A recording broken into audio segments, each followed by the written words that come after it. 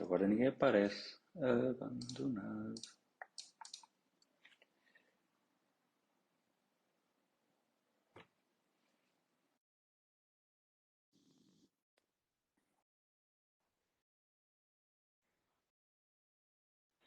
Voilà. Boa. Um está feito.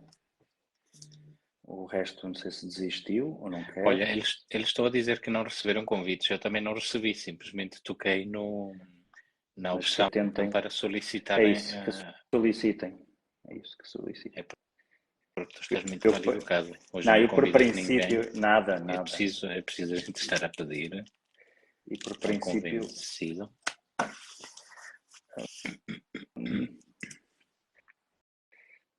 E mesmo assim...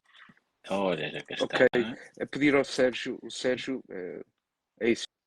Eu acabei de enviar o pedido do Sérgio, tem que pedir para entrar também, clicar ali no canto esquerdo. Inferior, canto inferior esquerdo ao Sérgio.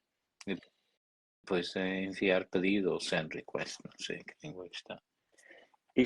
Isto tem a ver com o RGPD, é preciso confirmar que quer mesmo entrar, estás a ver? Exatamente. É, porque senão depois é um problema. De dados. A proteção de dados é complicado.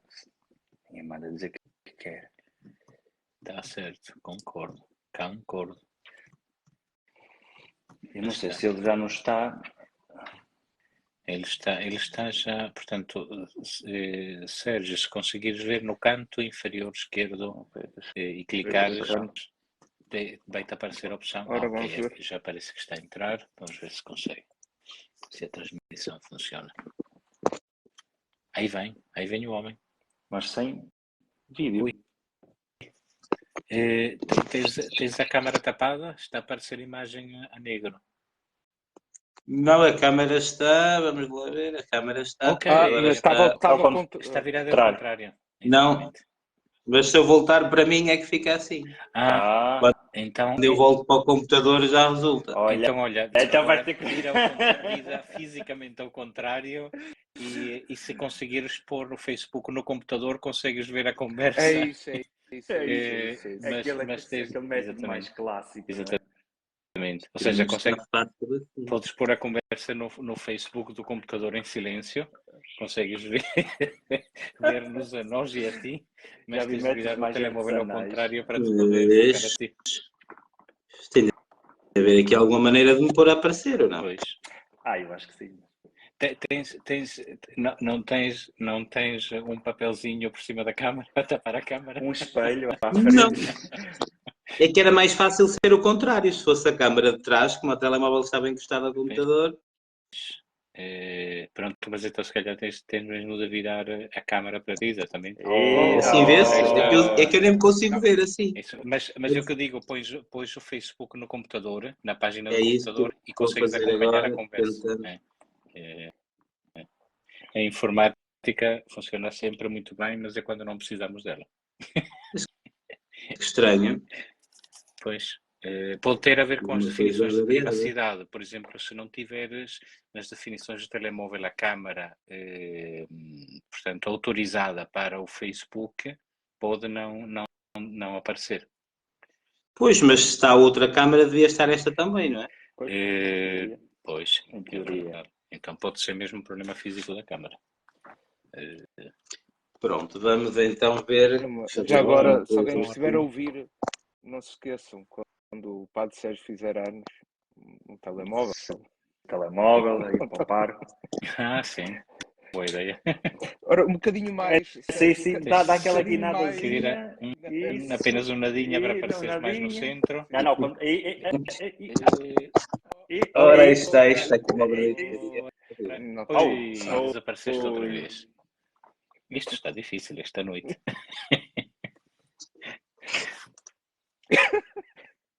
Não, isto está bonito.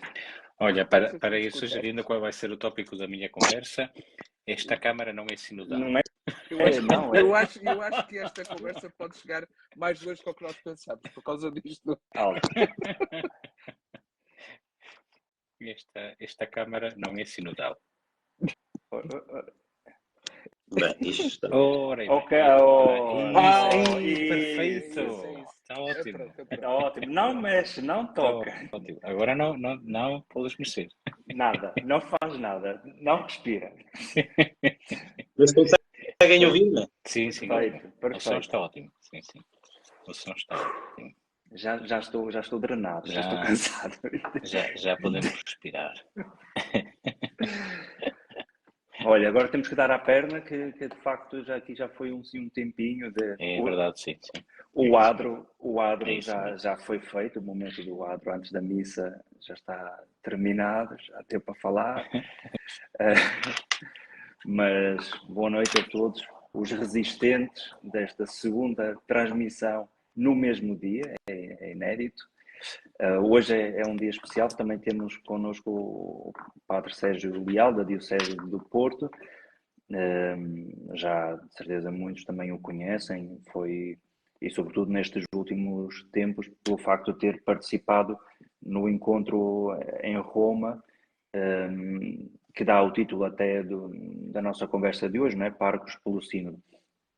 Há uns anos atrás, ou há poucos anos atrás, também foi publicado o livro pelas Paulinas, não é? Salvo erro, o Caminho Sinodal com o Papa Francisco, que é também fruto do estudo que foi fazendo na Universidade Lateranense, onde depois, grande universidade, eu não veria melhor a universidade para fazer o estudo, mostra o valor, a sagacidade da pessoa, e este ano nada tendencioso, Esse mas comentário não é imparcial. Mas... nada. E este Portanto, que as ano... pessoas saibam que tu fizeste lá o teu doutoramento na Lateranense, para perceberem, são a piada da caserna que ninguém são do clube. Com também o mesmo orientador, o Padre Sérgio, o Padre Azolano, e Pablo Azolano, com o tema Pastores para uma Igreja em Saída, não é, Sérgio? E por isso, atualmente, também está com as paróquias de Anta e Getim. E pronto, resolvemos convidar, porque já quem nos acompanha sabe que logo as primeiras conversas que tivemos foi sobre o sínodo, sobre a sinodalidade, portanto é um tema que temos conversado bastante, e houve agora esta iniciativa do Papa inédita de convidar um conjunto de párocos um pouco por todo o mundo para participarem. O salvo erro de Portugal foram 3, não é?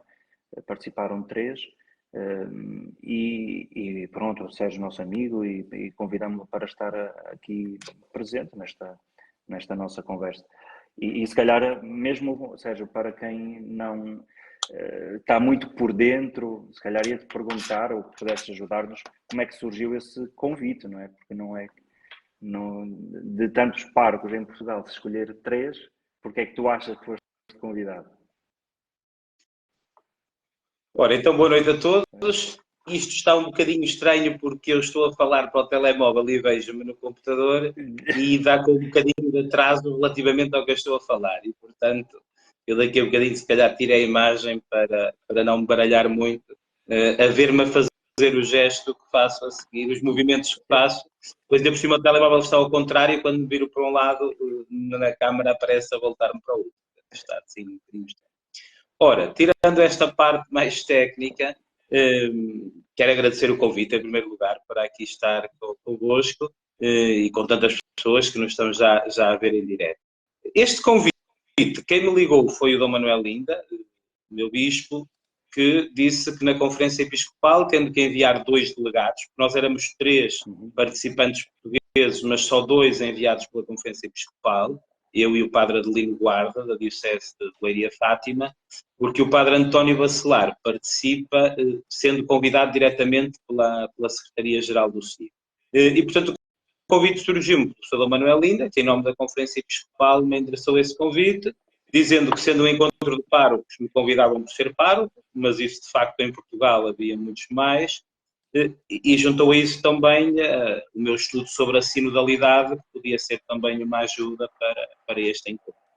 E, portanto, foi assim um bocadinho neste contexto que surge o convite. Mas esse trabalho, houve algum trabalho preparatório? Como é que foi essa preparação para o encontro? Ou foram, deixe-me dizer assim, um bocado às cegas? Houve algum documento de trabalho para refletirem? Como é que fizeste essa preparação? A preparação foi muito pessoal, portanto, não, o que preparei foi em virtude, pronto, do estudo que tinha feito, era, portanto, era um encontro sobre párocos e sobre a paróquia, portanto, tinha a minha formação na teologia pastoral e fui ainda ver alguns recursos e bibliografias que tinha, porque do ponto de vista de... Eu conheci o padre Adelino Guarda no aeroporto em Lisboa, portanto, foi a primeira vez que falámos no contexto da ida e na véspera trocamos mensagens para perceber onde é que nos encontraríamos, se em Lisboa, se logo em Roma. E com o padre Bacelar encontrei-o na segunda-feira, no dia em que começa o encontro.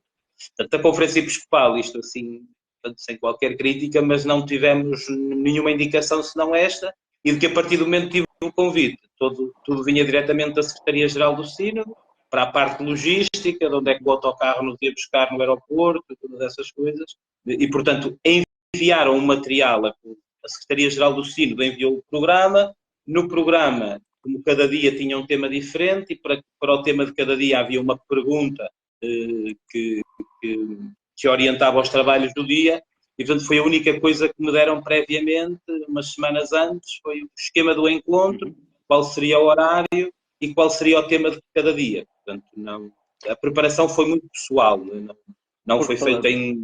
Porque pelas fotografias que fomos vendo, o esquema de trabalho foi semelhante então ao dos encontros do Simba, não era? Aquela questão de trabalharem em grupos, em mesas, com um tema que vos era dado para refletir. Como é que decorreu?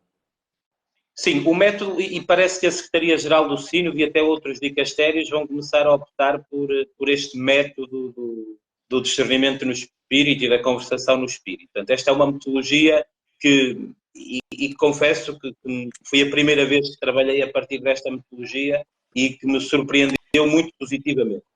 Até pela eficácia do próprio trabalho, produz frutos muito mais evidentes que os tradicionais trabalhos de grupo. Eu participei no Sínodo da Amazónia, como auxiliar da Secretaria-Geral do Sínodo.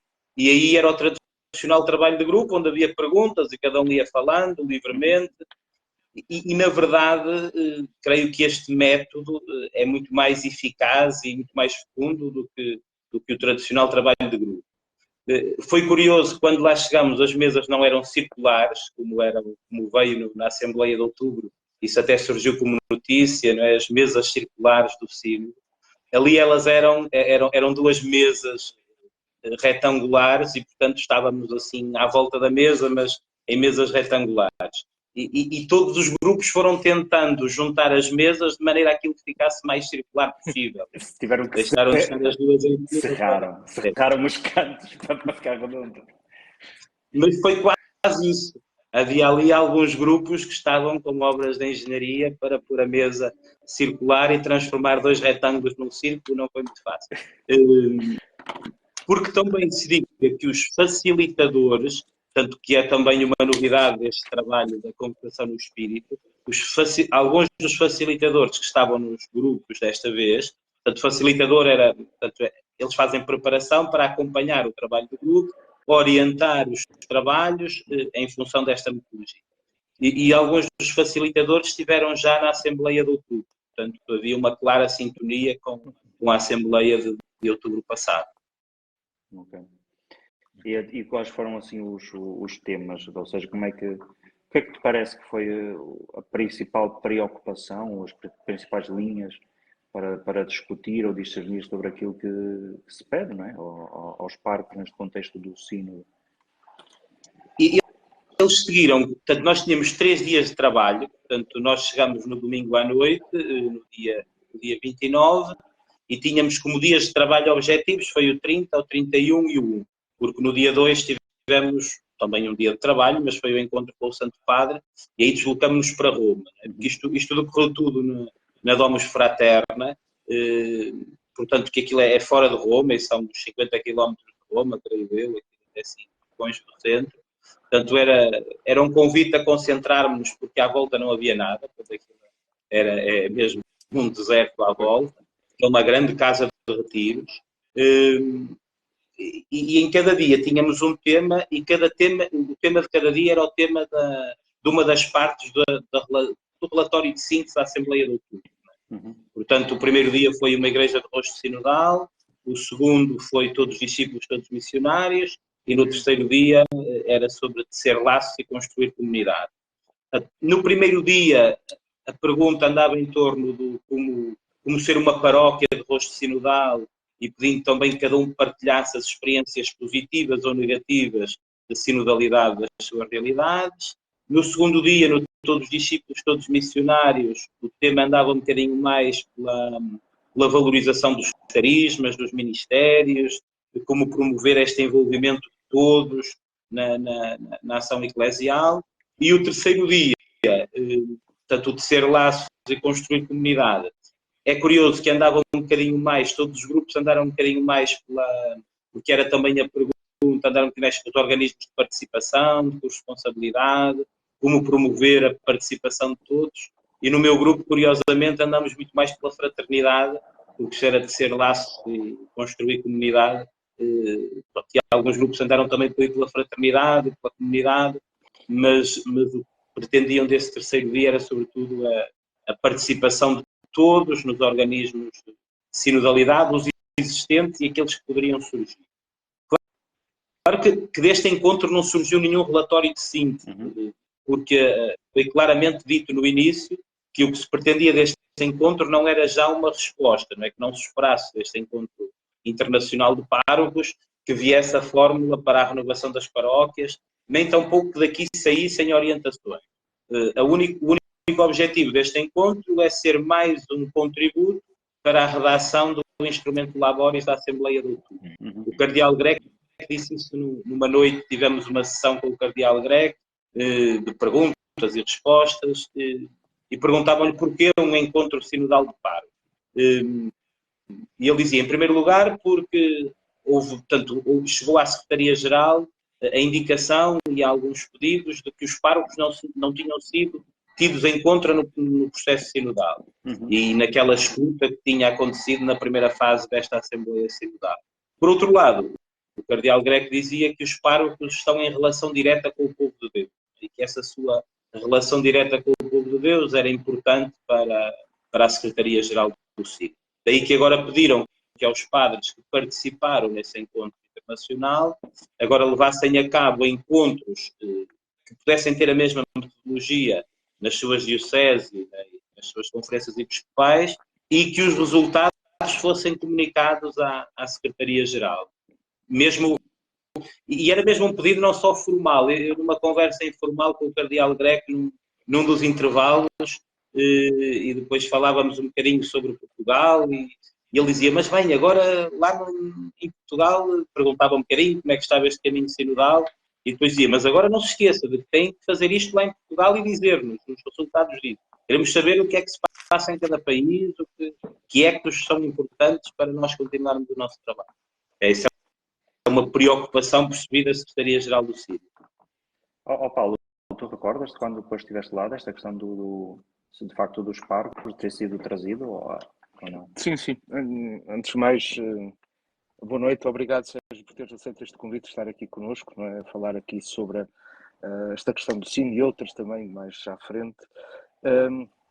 Já agora, uma nota prévia também, não é? Que estamos a realizar este encontro nas vésperas da Solenidade do Sagrado Coração de Jesus, portanto, amanhã também é o dia de oração pela santificação dos sacerdotes. E eu hoje pensava, nós não tínhamos, acho eu, quer dizer, eu não me lembro, provavelmente o Tiago e o Paulo lembraram-se, mas eu não me lembro, quer dizer, quando marcámos este encontro não tínhamos pensado nisso, não é? Mas se calhar também é um sinal do Espírito.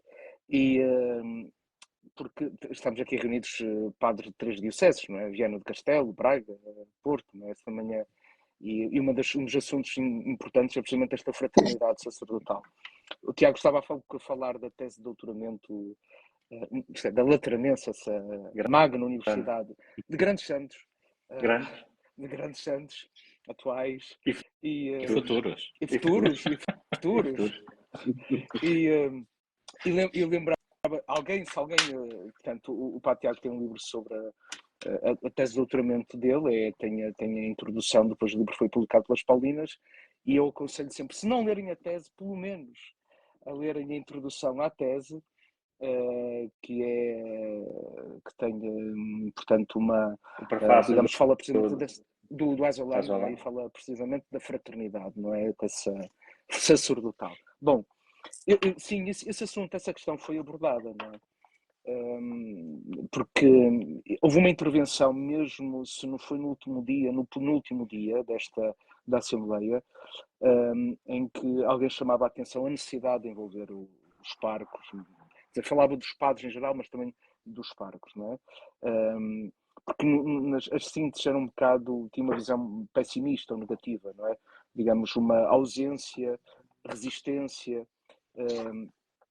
Creio que foi mesmo um bispo que disse não, quer dizer, não é possível fazer este caminho sem a presença, digamos, sem a participação dos parcos, sem envolver os parcos. Portanto, para mim não foi surpresa quando é convocado enfim, não tinha sido decidido nada, não é nesse sentido, pelo menos que eu na altura não me apercebi disso, mas não vi com surpresa a convocação deste encontro, portanto, com parcos de todo o mundo, com estes 200 parcos, ou cerca de 200 parcos que lá estiveram. E, na verdade, enfim, não sei, a percepção, Sérgio Leal também tem percorrido um pouco o país, ou tem estado em muitas conferências, a percepção que vamos tendo não é só do laicado, mas, quer dizer, muitos padres estão ausentes deste processo, quer dizer, não é... haverá muitas razões para elas, das mais simples, que é tanto o trabalho, são tantas as solicitações, e ao mesmo tempo penso que às vezes não compreender que este não é mais um sino na história dos sinos. Não é? Este sino é na verdade muito, muito particular, muito especial na história da Igreja. Mas sim, essa questão dos parcos já tinha sido abordada. Tu, antes de ires, eu depois tinha lido na altura, penso que foi para a Eclésia, naquilo que fazias uma antevisão do que pudesse ser, falaste na altura que era a importância de uma nova forma de ser pastor, liberta desta ideia da clericalização, não é? E também a necessidade de um processo de formação ao ministério ordenado renovado, não é?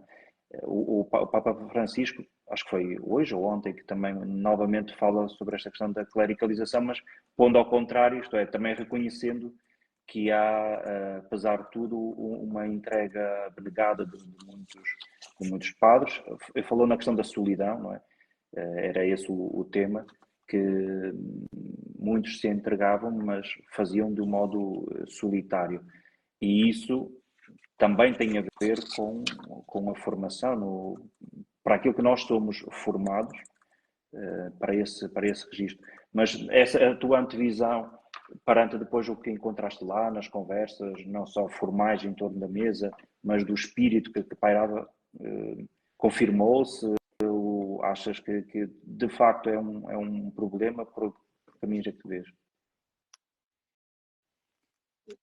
Sim, eu diria que depois o encontro acabou por surpreender as minhas expectativas, porque há ali logo uma dimensão de universalidade, né, que é própria de um encontro destes, que desconcerta logo algumas das nossas prioridades.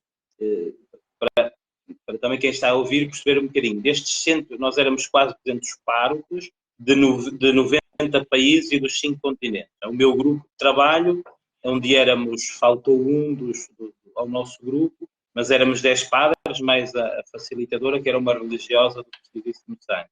E destes 10 párocos era desde um pároco, o vigário paroquial de 25 anos, que foi ordenado em dezembro e era das Filipinas, até um monsenhor napolitano de 80 anos. Aí passávamos depois pela Papua Nova Guiné, pelo Egito, pela Sérvia, pela Eslováquia, um padre italiano que acompanhava padres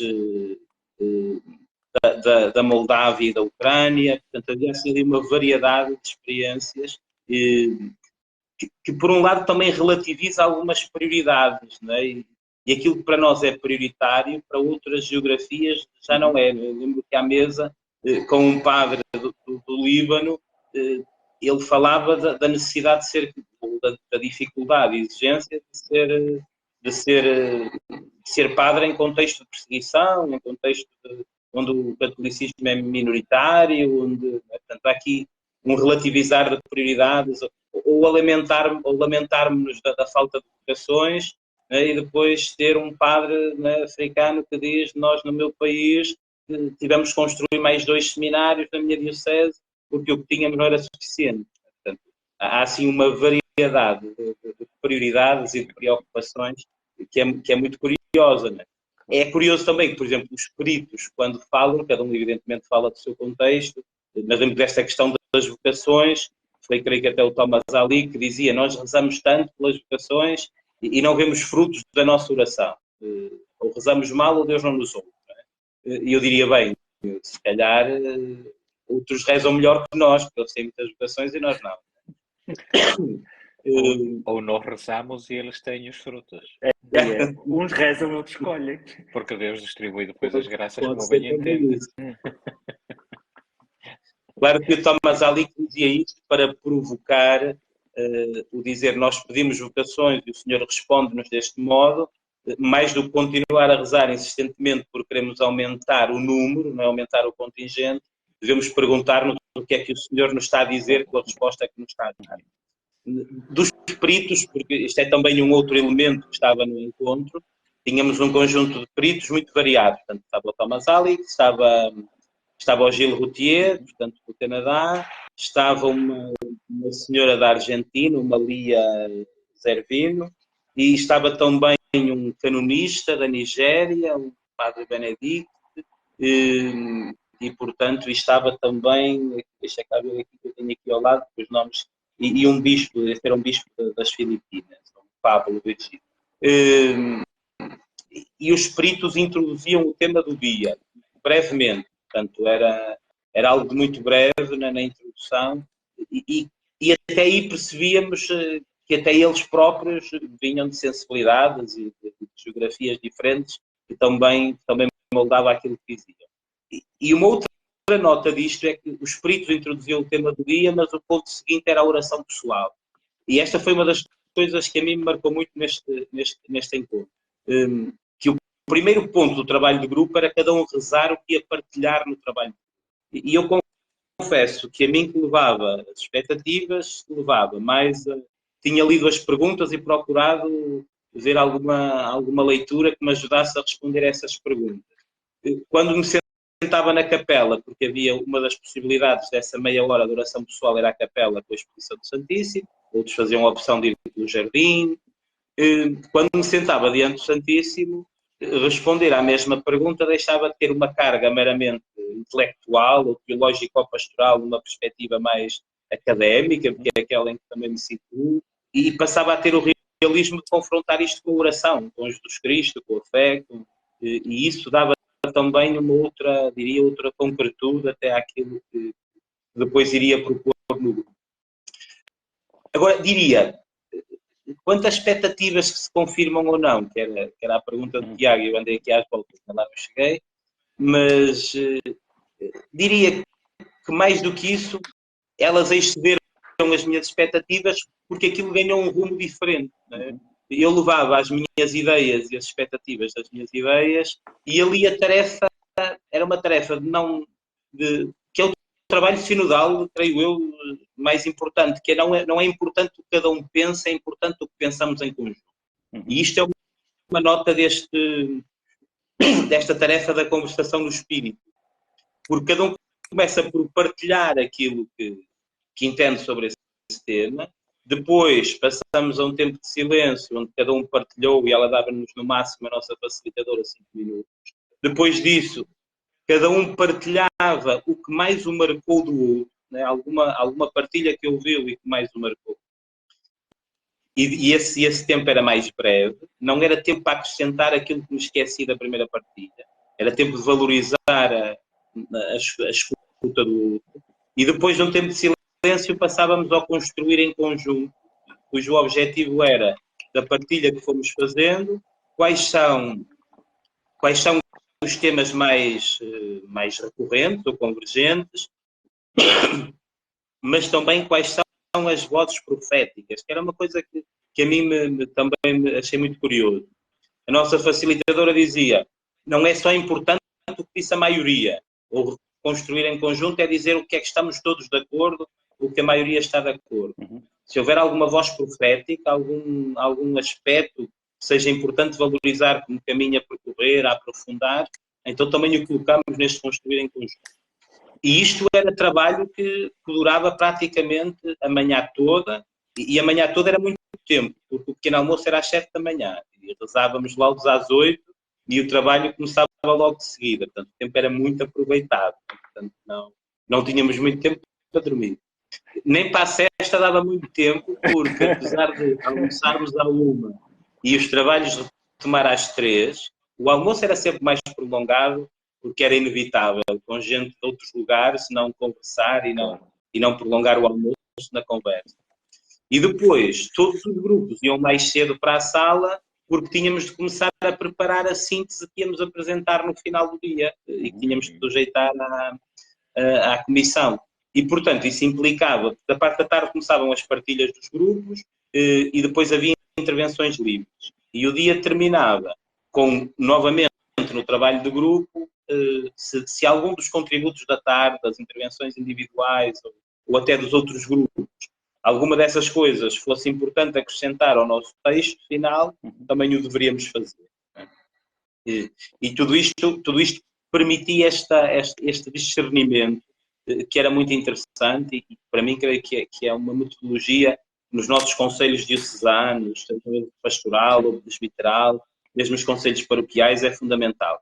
Eu falo aqui pela minha diocese, onde já estive no conselho presbiteral, agora estou no conselho pastoral, e aquilo às vezes andamos ali uma manhã que parece que estamos a ocupar a manhã para chegar ao almoço, não é? Portanto, e vamos partilhando coisas que ficam mais ou menos no ar, e muitas vezes em plenário, o trabalho de grupo normalmente com metodologia tradicional, onde há um que fala muito, um que não diz nada, e o que escreve as conclusões, às vezes até escreve as suas, porque é mais fácil de partilhar no plenário. Já se vai adiantando. E portanto, eu espero não estar a ser muito pauzinho. Qualquer semelhança com a realidade é pura coincidência, ou pura realidade. Mas uma coisa, Sérgio, eu recordo-me quando lendo naquela fase nacional diocesana, a maior parte das conclusões que vinham das dioceses, eu estava aqui a tentar agora, no fundo, circunscrever o tema da sinodalidade às paróquias, não é? E a maior parte das pessoas, se calhar a coisa mais falada era a ausência de estruturas reais de discernimento, mas depois também um discernimento que se traduzisse na parte operativa, não é? Em decisões. E esse tem sido um dos problemas, que é uma coisa é ajudar, e aí sim, tudo bem, um novo método para discernir, que é diferente, como disseste bem, do voto da maioria, o que é que a maioria acha, no fundo é a procura do que é que o Espírito diz, mas que depois isso se traduza em decisões da própria comunidade ou daquele grupo que está a discernir, né? Versus, porventura, uma limitação ainda do nosso direito de olhar para os conselhos como meramente consultivos, não é? Como é que te parece esta necessária, ou que caminhos é que podemos assistir nos próximos tempos relativamente a esta identidade dos conselhos que temos nas comunidades, não é? Para que o tema sinodalidade não seja apenas um slogan, mas que se venha a traduzir em mudanças reais, não é? Sim, em primeiro lugar, que seja algo acolhido pelos párocos e pelos padres e pelos bispos. Uma das coisas que ficou clara lá é que as maiores resistências à sinodalidade vêm da parte dos padres e dos bispos.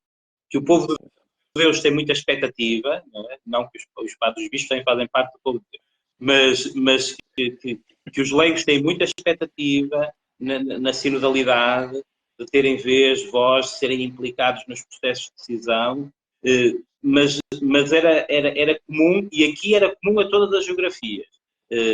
em todas as geografias, esta era uma nota muito comum, da resistência à sinodalidade. Foi até uma das perguntas que na conversa com o Papa, um dos padres fez ao Santo Padre, que era o que fazer e o que dizer aos padres e bispos que não acreditam na sinodalidade. E qual foi a resposta? O Santo Padre pedia dizia que a sinodalidade era o caminho imprescindível para a Igreja. Portanto, que aqui não havia dúvidas. Que se vivemos a partir de uma eclesiologia de comunhão, como somos herdeiros do Vaticano II, e estamos em sintonia com o que o Espírito nos pede, só podemos ser sinodais. O Papa dizia para não termos medo de perder a autoridade. Dizia, digam aos padres e bispos que não vão perder a autoridade com isto. Porque o que eles têm medo de perder é o autoritarismo que têm. A autoridade é outra coisa. O Papa foi muito incisivo, até porque sabia, por um lado, aquilo estava só com os padres. E por outro, nem saiu nenhum texto da conversa do Santo Padre connosco. Ele tinha um texto escrito que não foi lido. Portanto, ele não leu nada. Eu ainda pensei que esse texto fosse publicado e esse texto não apareceu publicado. A única coisa que aparece publicada é o mandato final que ele lê de constituir os participantes do encontro como missionários da sinodalidade. Mas, por exemplo, um dos padres do meu grupo dizia, nós na minha diocese somos 600 párocos, se formos 10 a acreditar na sinodalidade é muito. E o bispo é o primeiro que não acredita nisso. Por isso é que mandaram a Roma e ele. E ele depois dizia isto lamentando, porque ele também trabalhou academicamente o tema da sinodalidade. E depois dizia, mas nós vamos entusiasmados daqui, por aquilo que aqui vivemos, pelo que aqui fomos partilhando, e depois vamos ter esta barreira. Portanto, por outro lado, e quando refiro a nossa missão como padres, no aderir à sinodalidade, é porque independentemente dos conselhos terem um valor meramente consultivo, e eu acho que dizer consultivo, em primeiro lugar, não pode significar dizer acessório, porque o conselho nem precisa de ser deliberativo para que o conselho seja implicado nas decisões, não é? O conselho tem que ser parte integrante da decisão. Num método de discernimento, o conselho só pode ser parte integrante da decisão. E, portanto, o valor consultivo não lhe retira nenhum peso, não é? Seria insensato, não é, ouvir um conselho e desvalorizá-lo, não é? Ou fazer dele acessório. Mas o primeiro passo, e isso era outro aspecto que lá foi referido, o primeiro passo é que os conselhos existam. Não é? O Código de Direito Canónico já obriga o conselho para os assuntos económicos, mas o conselho pastoral ainda não é obrigatório. Não é? Há dioceses que já têm isso como indicação. Mas um dos pedidos foi também esse, passasse a ser de caráter obrigatório cada paróquia possuir um conselho paroquial pastoral. E que outras estruturas possam surgir também de sinodalidade, e mais do que estruturas de processos que impliquem as decisões. Não é? O Papa diz isso no discurso dos 50 anos do Sino dos Bispos, que a sinodalidade implique todas as decisões eclesiais. E isto implica também da nossa parte, como pastores, porque a sinodalidade não é uma democratização, como dizemos muitas vezes, a sinodalidade não é um parlamento, mas de qualquer modo implica a escuta e faz com que essa escuta implique as decisões. E nesse sentido, há uma distinção interessante do documento da Comissão Teológica Internacional que distingue a elaboração da decisão da tomada de decisão. E diz, a elaboração da decisão é sinodal. A tomada de decisão é ministerial. Cabe a quem preside decidir. Portanto, nós vamos escutando as estruturas, mas depois a quem preside, à comunidade, enquanto ministro ordenado, enquanto configurado com Cristo, cabeça e pastor, tem a missão de presidir ao discernimento, não é? Essa presidência no discernimento que é fundamental no repensar o ministério à luz da sinodalidade e que tem a missão de decidir, não é? Em função desse processo de elaboração da decisão. E por isso implica da nossa parte, como padres, creio eu, em primeiro lugar, esta conversão pessoal a este processo sinodal. Não é? É um bocadinho como o Pedro quando vai à casa de Cornélio. Não é? O próprio Pedro disse aquilo que nós dizemos tantas vezes, nunca foi assim. Eu nunca comi disto, não é? Nunca comi destas coisas. Mas a ida à casa de Cornélio e ver o Espírito a realizar aquela obra toda, falo converter-se a essa abertura. Se calhar falta falta-nos um bocadinho esta experiência de ver o Espírito que atua e que nos precede. Desculpa E lá. que reclama de nós uma abertura, né? O Thomas Ali que dizia a determinada altura que era necessário uma grande dose de humildade para o caminho sinodal, porque é preciso esvaziarmos-nos das nossas ideias, das nossas prioridades, né? Porque muitas vezes o pároco sabe tudo aquilo que é prioritário para a paróquia sem ter ouvido os paroquianos. E é este processo de escuta que é fundamental. Sérgio. Mas querias falar, força, Paulo? Sim, só queria dizer uma coisa, Sérgio, que te queria até perguntar, porque uma das coisas que até comentava com o Paulo e com o Tiago em jeito de brincadeira é que nós padres temos um imenso jeito para abusar da linguagem, não é? E o termo sinodalidade já entrou, digamos, no jargão dos párocos, dos leigos, das dioceses, das paróquias, não é? Mas entrou, ou então, como dizia alguém, entrou no português de sacristia, não é? Que é a nossa forma típica de falar, não é? Português de sacristia. Português de sacristia, não é? E que consiste em que agora a gente vê expressões do género que antes da missa se vai rezar o terço sinodal, que na quaresma se fez uma via sacra sinodal, que a procissão do padroeiro vai ser sinodal, não é?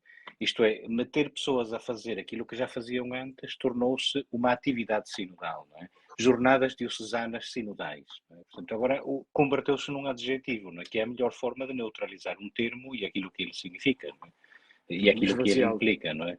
Esvaziar-o, literalmente, não é? A minha questão e a minha provocação vai um pouco nesse sentido, ou seja, enquanto que ouvimos agora quase todos os párocos e bispos falar da sinodalidade, a realidade concreta é que quando se vai para os conselhos ainda é sobretudo o padre que vai despejar o seu conhecimento e, como acabaste de dizer, as suas prioridades aos conselheiros e não o contrário. Não são os conselheiros que vão partilhar com o pároco, eles vão ouvir o pároco, ou então o bispo nos conselhos diocesanos, não é? Começa com uma longa introdução, um texto longuíssimo a dizer aos padres, aos leigos, aos membros do conselho pastoral ou presbiteral quais é que são as prioridades da diocese. Portanto, não ouvem, os conselhos não são para ouvir, são para falar quem está investido em autoridade, não é? O que é que te parece, como é que se pode evitar este risco de uma certa cristalização do termo, não é? E como é que de facto se pode de alguma forma dar um passo para que estas estruturas deixem de funcionar, porque isto que deixem de funcionar desta maneira clássica, porque isto que acabaste de falar agora, da conversação no espírito, não é? Ou cada um fala, depois há silêncio, depois vamos partilhar o que aquilo que o outro disse me tocou particularmente e voltamos a fazer silêncio e fazermos a oração. Não é esta metodologia que continua, que entrou nos conselhos, continua a ser exatamente como era antes do sínodo. Ou seja, na prática, a sensação que temos, não é que os efeitos do sínodo, certo que eles são como uma cascata, não é? E o concílio também demorou décadas a finalmente entrar nas comunidades, não é? Começou pela rama, pelos aspectos exteriores, não é? E uma, digamos, uma fecundação da vida da Igreja demorou décadas e ainda está por fazer, não é? Ainda é work in progress, não é? Mas este tipo de metodologia de que já tanto se falou ainda não chegou às comunidades, não é? Ainda continua a não ser aplicada nas dioceses, nas paróquias, não é?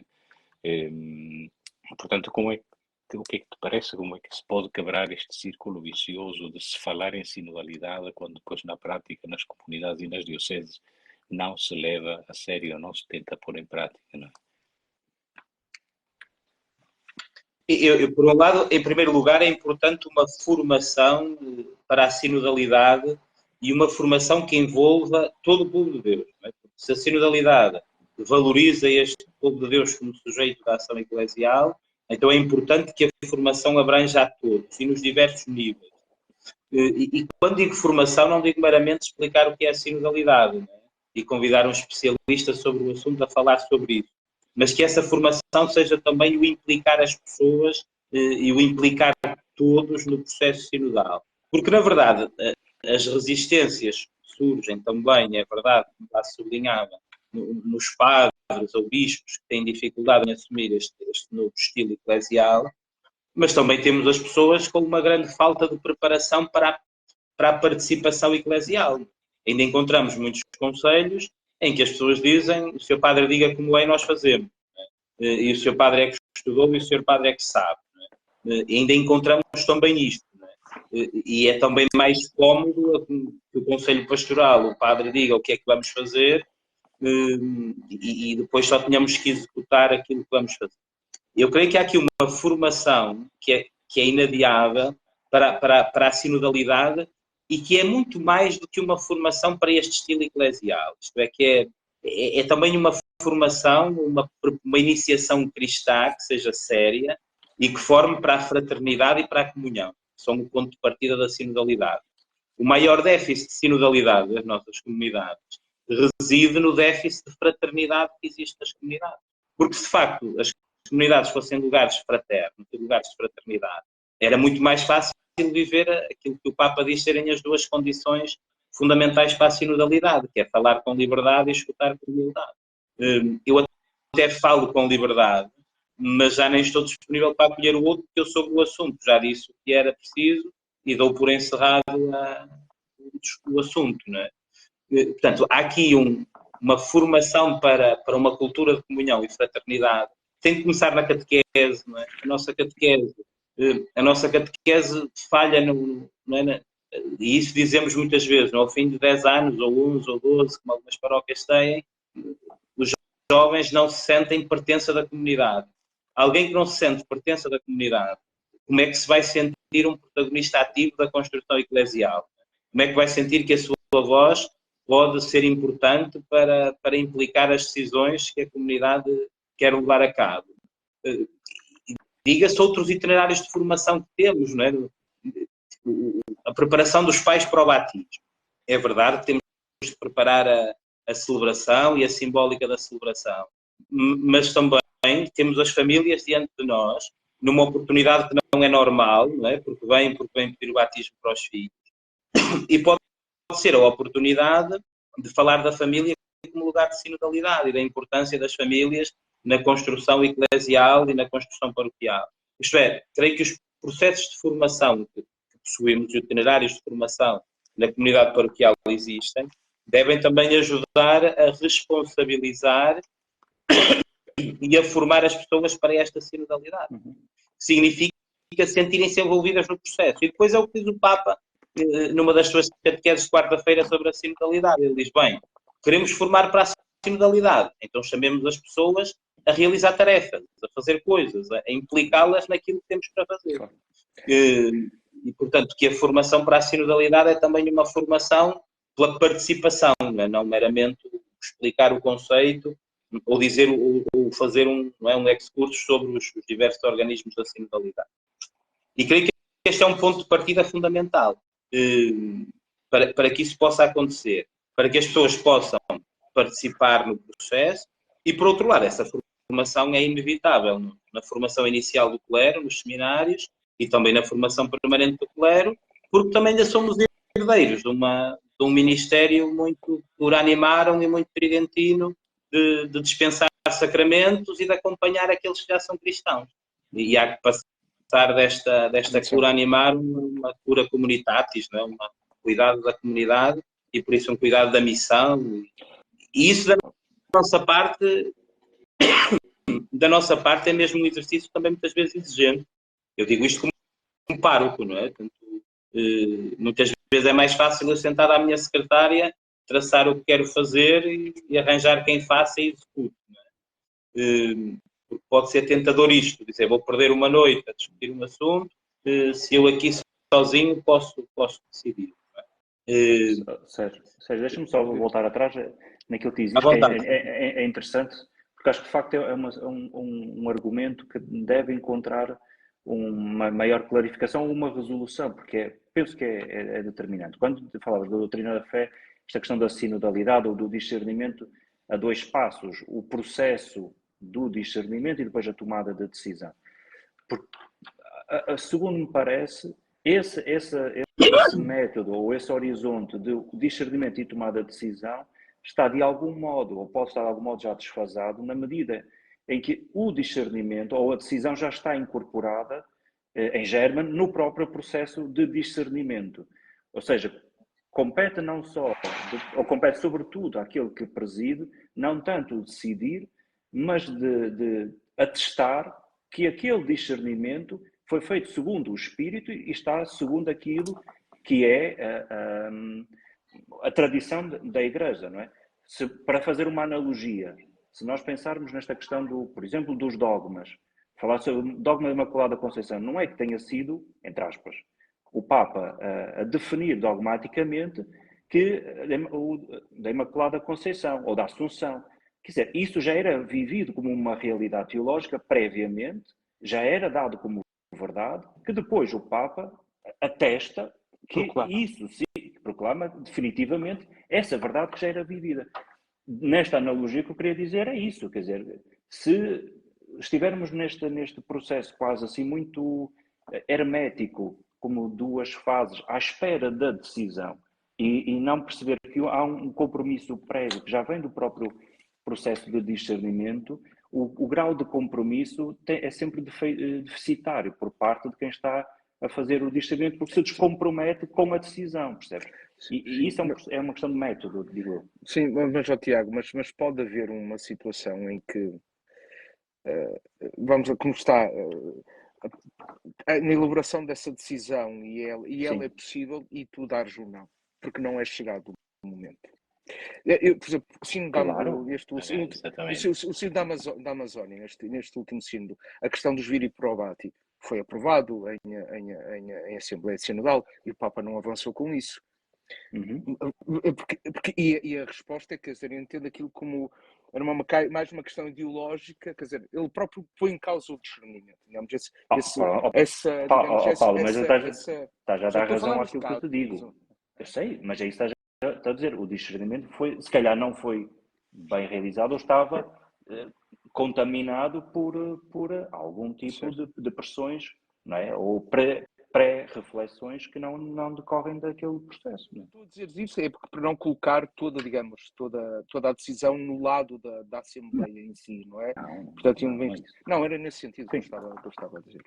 Agora, uma outra coisa, desculpa lá já agora, estavas a falar desta questão da formação, não é? Da necessidade da formação para a sinodalidade. Isso é a tua tese de doutoramento, que foi agora defendida em fevereiro de 2024, que é Pastores por uma Igreja em Saída, que tem como subtítulo o Ministério Pastoral de uma Igreja Sinodal ao serviço da evangelização e da missão para uma permanente conversão pastoral e missionária em Portugal, não é? Onde tu dizes também que, sem uma renovação dos itinerários formativos, estaremos a desejar uma mudança na ação pastoral e no exercício do ministério ordenado sem que ativemos processos que possam gerar essa tão ansiada conversão pastoral. Podes falar-nos um bocadinho sobre a tua tese, sobre aquilo que tu propões? Muito bem, eu só começo por pegar um bocadinho naquilo que dizia o Tiago. A presidência da comunidade, a presidência e este discernimento comunitário implica precisamente isto, este caminho de elaboração da decisão que desemboca depois nessa tomada de decisão. Esta distinção não pode significar que são duas coisas evidentemente independentes. Mas é aqui uma presidência que acontece no gerar da consciência e de comunhão. E na verdade, se num determinado tema vamos fazendo caminho, não é? Como dizia o Paulo, em determinada altura eu percebo que não há consciência e comunhão, isto é, de que há até um caminhar ou uma convergência naquela direção, mas que ainda não é um ritmo de caminho conjunto, eu posso ter que adiar essa decisão. Como também eu acho que pode acontecer o contrário, que é dizer, eu não posso estar sempre à espera que toda a gente chegue lá para tomar a decisão. E muitas vezes o que preside a comunidade pode ter que ter uma voz mais, diria, profética e dizer, bem, há uma convergência neste sentido, então vamos avançar nele e o avançar nele vai provocar que outros avancem no seu ritmo. E é aqui que o discernimento pessoal e comunitário se tem que conjugar e muitas vezes se torna muito exigente àquele que preside. Porque deve respeitar o ritmo do processo de elaboração da decisão e a tomada de decisão parte daí e deve ter esse processo presente, porque senão o processo de elaboração da decisão está deitado por terra. Mas, por outro lado, é também aquele que arrisca caminho e aponta caminho, não é? Aquele que preside a comunidade e que deve conduzir a comunidade. Quanto à minha tese, de facto, esse tema da formação aparece como número final, né? O orientador dizia na fase final, é importante um número final um apartado final onde apareça a necessidade da formação, porque se há, portanto, a grande pergunta a que a minha tese quer dar resposta é que modelo de pastor numa igreja sinodal e no contexto concreto da igreja portuguesa. E se nesse sentido há um novo modelo ministerial, então há que haver um novo processo de formação para esse modelo.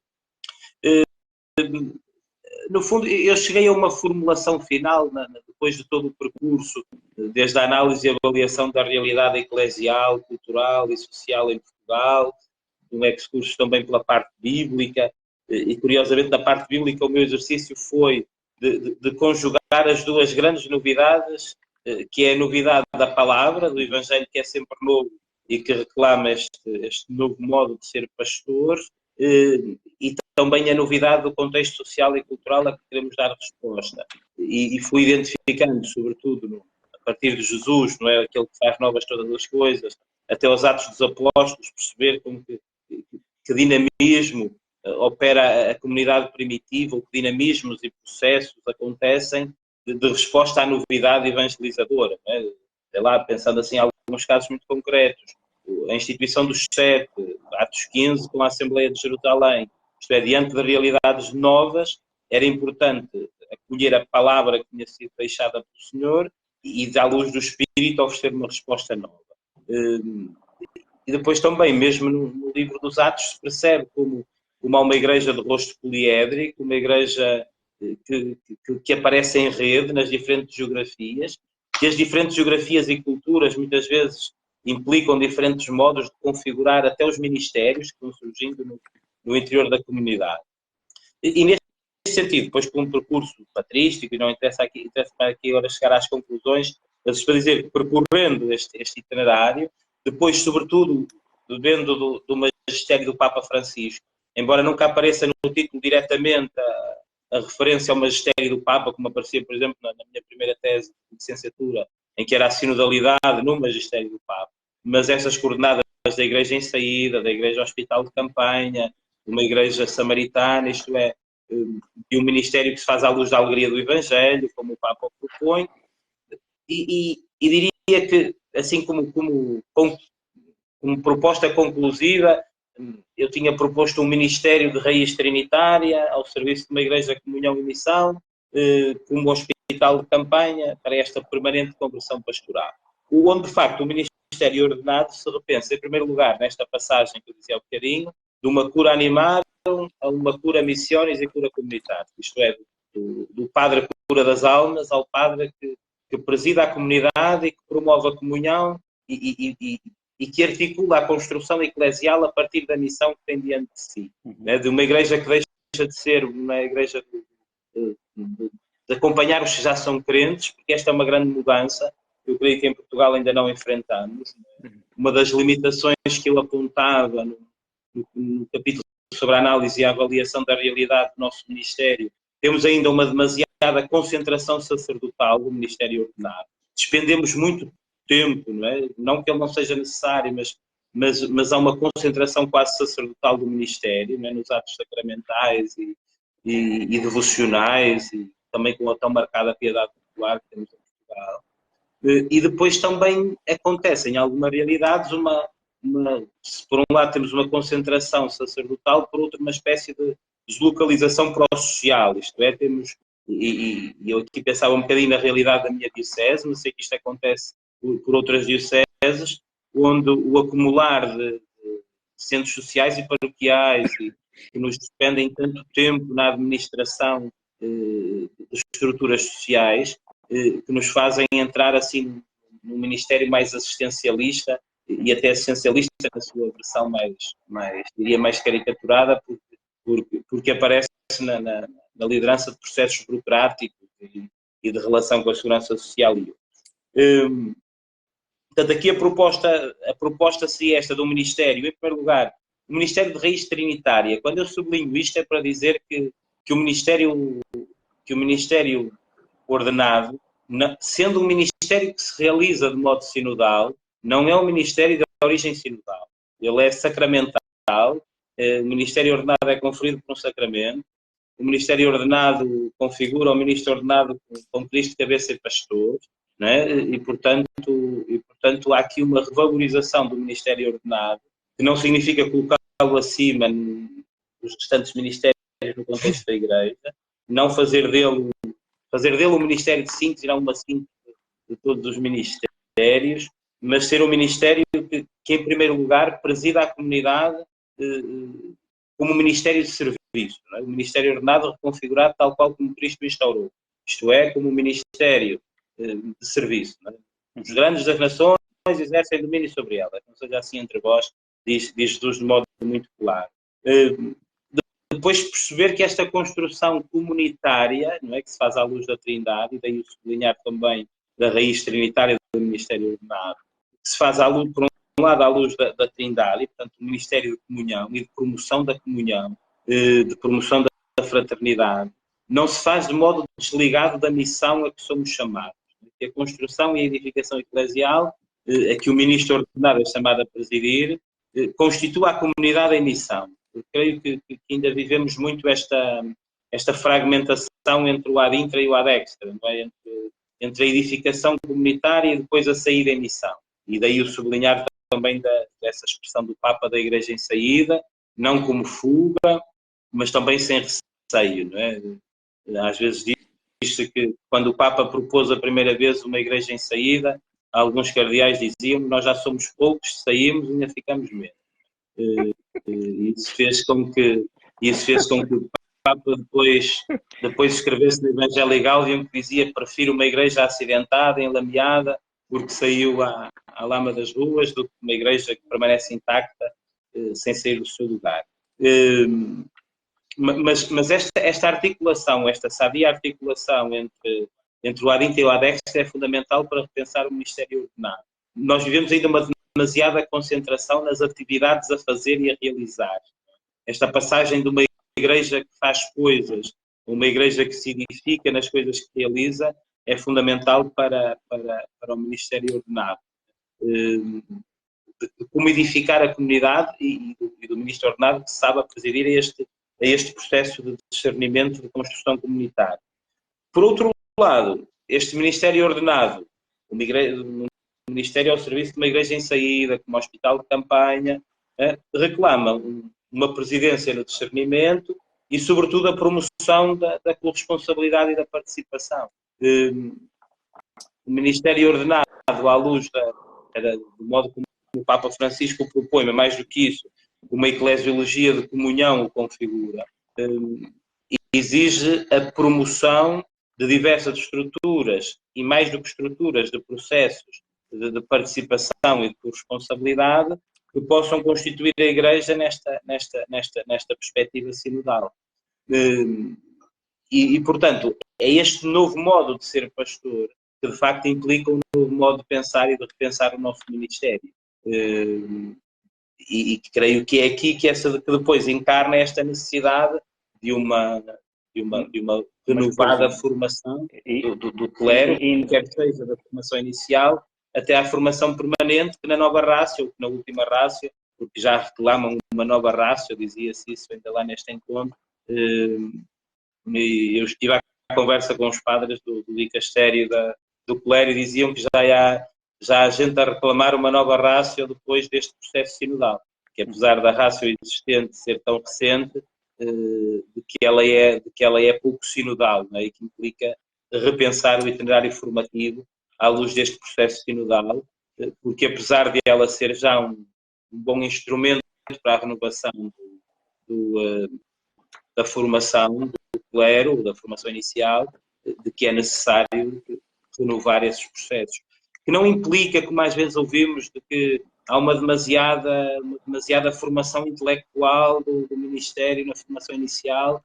Claro que é fundamental uma formação teológica e filosófica consistente, mas de que isso não se faça de modo isolado.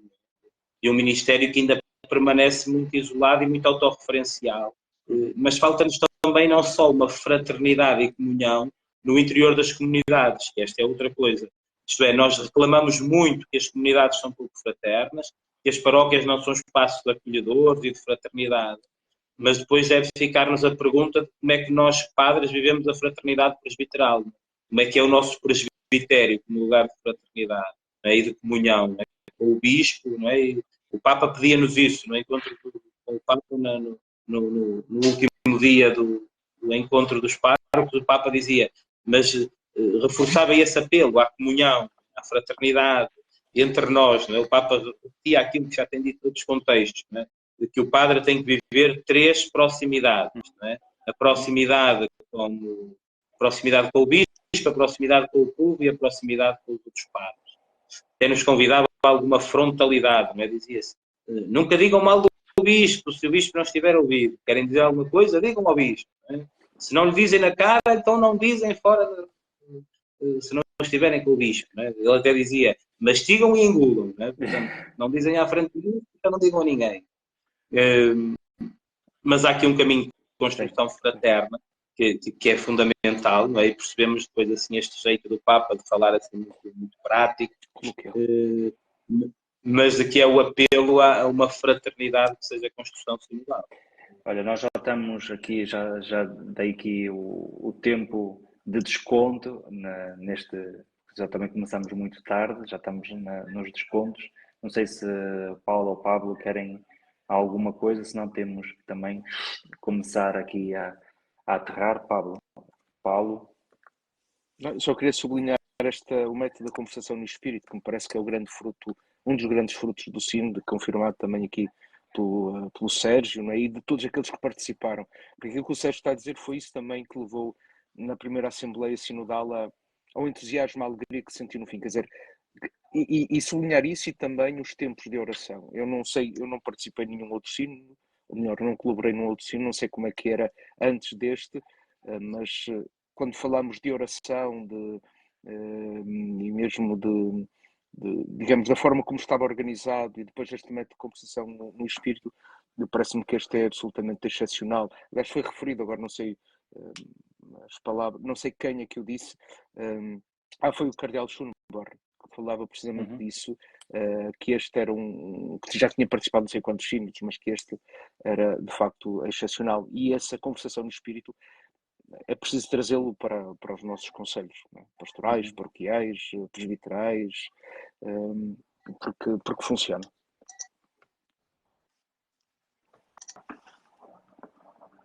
Pablo, alguma coisa? Não, só tenho mesmo a agradecer e acho que esta partilha da experiência, não, e da riqueza, da diversidade de párocos que se reuniram, não é? E da importância desse contributo que fizeram para a Secretaria do Sínodo e depois lá está, como dizia o Papa, não é? O constituir os missionários da sinodalidade, não é? Em como isso depois, por cascata, acaba por chegar também às dioceses de todo o mundo, não é? E às paróquias através da vossa participação. Houve alguém que perguntou precisamente Nelson Portela. Exatamente, o Sr. Nelson perguntou sobre como é que isto afetava depois a vida dos párocos e dos leigos locais, não é?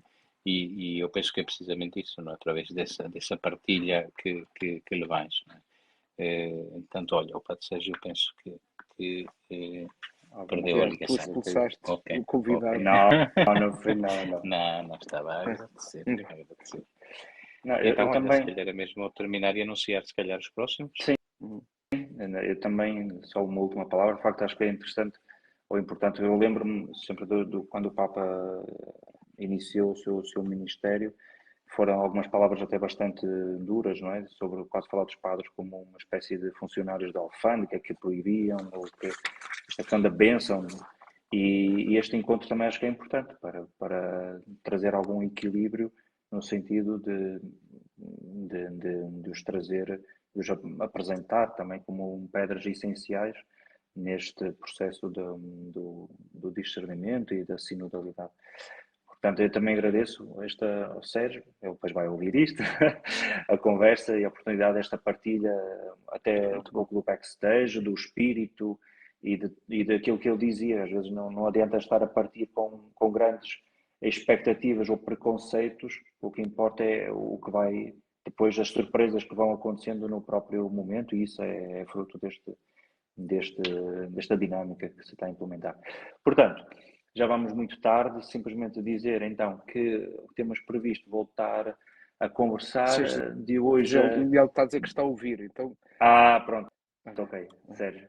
Desculpa, deixámos de te vê-lo. ver, mas voltamos a encontrar-nos no próximo dia 19, portanto, mais ou menos daqui a 15 dias, e fica para já em suspense o tema. Estamos a dar aquela última deliberada, mas depois, no momento certo, anunciamos, está bem? Muito obrigado a todos que nos acompanharam, todos que escreveram. É também importante sentir as vossas palavras. Obrigado. Adeus. Boa noite Obrigado. a todos. Adeus. Obrigado, Sérgio. Obrigado. Nós é que Obrigado, agradecemos. Sérgio. Obrigado.